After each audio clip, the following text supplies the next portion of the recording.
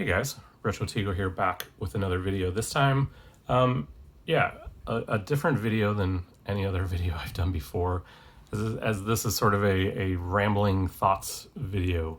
What you see before you, Hawkman, issues 22 and 23, I decided to pick this book back up based on issue 23. I really love this cover, and I had an idea that it was over the sort of the Year of the Villain tie-in, which we'll get into here in a few minutes. But yeah, so I guess my question for the community is, has there been a book that you've loved, the first 10, 15 issues of, and then something happens to the book? Either it's a huge crossover event, a different writer comes on board, a different artist comes on board, and you fall off the train, and you sort of can't believe what just happened with this great book. And that's essentially what happened with Hawkman for me. I started picking up Hawkman relatively early in the run. I can't remember which was the first issue I bought, but having read that issue, I immediately went out and bought, caught up on the series and followed the series up until, issue 15, 16, 17, something like that. The first 12 issues of this series to me is some of the best comic book writing I've read in a long time.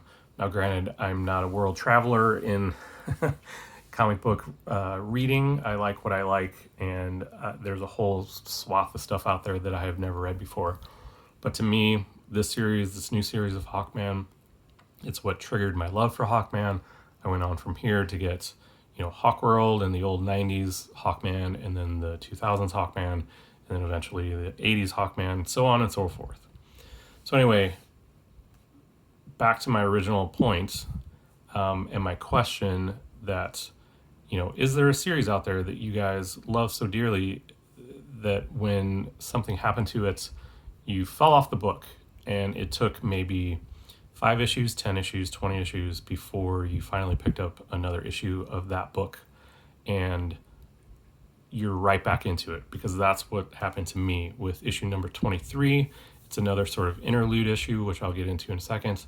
I'm fully back onto this title again.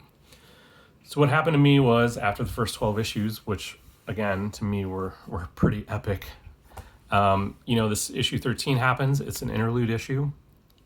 And until I had read several of the other Hawkman series over time, I didn't fully comprehend what interlude issues mean to the character of Hawkman.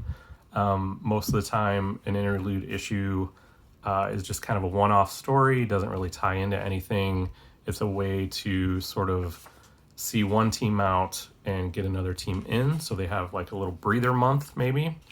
But for Hawkman, it really is an opportunity to explore one of Carter Hall's many previous lives. He's reincarnated over time, and many different people over many different eras. So issue 13 here was an interlude issue before the next major story. And this one was in the future. It takes place over, kind of a century, where he keeps reincarnating on the other side of this standoff war, basically, between two armies. He'll do them, and then them, and then them, and then them, and them. Anyway, until eventually he decides he's had enough of it. He has some idea that he feels like it's been happening many times over before, and everybody's just like, giving him static about it. But anyway, so this was my first sort of interlude issue with Hawkman, and I was still on board with this one, but then came a new storyline that led into the Year of the Villain story, crossover event, or full DC Universe event. And I will just sort of go on record, and I have gone on record in the past, that I don't like many crossover events. I've been proven wrong with the Invasion crossover. I love that, and I'm seeking out all the tie-in issues to that. But I really don't like when world spanning crossover events happen. So the Year of the Villain happened Hawkman, not Hawkgirl, Supergirl were turned into their evil selves. Hawkman, basically turned into his Earth 3 counterpart. Supergirl was infected. I will also go sort of on record as saying that I don't really like zombies anymore. I'm over zombies. Everything is zombies. Everything is infected. And I don't know that there's anything else left out there that can be infected or turned into a zombie. So anyway, that really threw me off this book. I just did not, the epicness, again, using that term epic, the epicness of the first 12 issues, and then going into this new storyline of this, universe-wide crossover event really threw me off. And so fast forward to, a few weeks ago, issue number 23 started popping up in a few Instagram feeds here and there. And at that point I was like, oh, like, is it over? Can I come back now? So I really enjoyed this cover. And so I sought it out last week, and sure enough, it is another interlude issue. And this one, I wouldn't say it was as dramatic as blowing me away, but again, this issue really sort of like cemented me back onto the path of the current Hawkman title, insofar as that I've started going back and reading through the Year of the Villain stuff and getting caught back up with the title, so that I'm fully aware of what's been happening. Later in this issue, there are obviously, spoiler alert if you haven't read this issue yet, Carter Hall comes out of his infection, his Sky Tyrant sort of infection, and Shaira is here. And because I'm not caught up, I'm not exactly sure how she comes into play just yet, but I'm getting there. So yeah, so really this was just kind of a overall, kind of thoughts video, posing a question to you guys.